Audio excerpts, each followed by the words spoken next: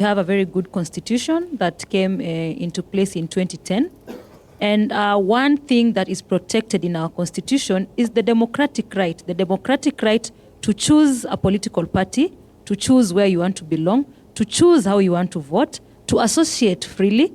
And those guarantees are under Article 4, or rather Chapter 4 of our Bill of Rights of the Constitution. They are guaranteed. So I think at the end of it all, it's about choices, and those choices are protected. So that if it's a political party, when ORPP who is here, when they register a political party, I am sure, and I know by law, they do not register a political party based on region. In fact, it is a requirement that the officials and the representation should actually show diversity. They cannot register a political party if all the people come from one ethnic tribe. There are some balances that are provided for under the law and under the Political Parties Act, which must be met. So I think the narrative, probably people give the narrative because of the person who is leading the political party, but in reality, that is not the case. Mm-hmm. But it is very unfortunate that in our country and in our society, we have really made ethnicity very superior. So that we talk about regions, we talk about where this person comes from. And this is, it is not provided in the law. If people were to just act and do things as provided by the law and the Constitution, this narrative would not be here. And that is why us as NCIC, our main role is to ensure that we foster cohesion and integration. And we are doing this through the 5 key strategic pillars that we have identified under our roadmap. And I already spoke about the first pillar, which was trust building. The second pillar is responsible leadership, whereby we are trying to bring all these actors together, the political actors. We're organizing something we are calling an Amani conference, and we are hoping that we can be able to invite as many stakeholders as possible. Amani conference is supposed to bring together political leaders across all divides, both those who term themselves as government, those who term themselves as opposition, and bring them to a room so that we can all discuss on how do we want our country to look like. You know, we must be patriotic. You cannot be a leader if you're not patriotic. You must love our country.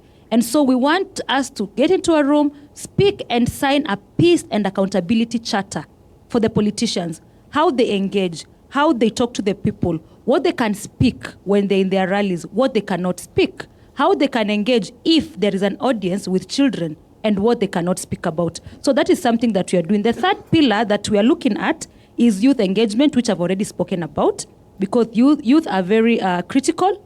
The fourth one is digital hygiene. And I think the gentleman here spoke about it, because social media and digital space largely is becoming one of the biggest areas where polarization takes place, where incitement takes place, where hate speech takes place. And this young lady had asked about, what about from youth to youth? What about from Kenyan to Kenyan? What about hate speech that does not come from politician, or rather comes within the circles where people are interacting? And so we are trying to preach digital hygiene. And first, we are monitoring. We are monitoring the systems, but also we are trying to practice prevention and education, whereby we are engaging these people and mediating so that people can act responsibly. Digital media is one space that it's a good place for Kenyans. We use social media and we use digital media for most things. Right now, I'm sure you're streaming your channel on YouTube and all these social media platforms, because it's a beautiful space. It's a space, if we use responsibly, we can be able to drive change. If all youth actually came together and decided that we are going to have peaceful engagement, we are going to talk, we are going to see what we post. Think before you post hashtags for peace ambassadors, hashtag for promoting peace, then we can have a good country. The same digital space can be used again to cause chaos. So we are actually trying to engage the youth and the users of social media basically for that. Allow me to just say the very briefly, because we need to go on a break. Yes. The last part, which is basically conflict prevention. So this conflict prevention is the same issue, where we are saying, for us, we want early warning systems. We want to ensure that we do not come into place when things actually go wrong. For us, it's to ensure that we do everything that we can in terms of stakeholder engagement and capacity building to ensure that we have Kenyans who understand that peace is everything. Thank you. Yes, and indeed, as you said, you rightly put it, we are streaming live on YouTube at TV47 Kenya. We're also live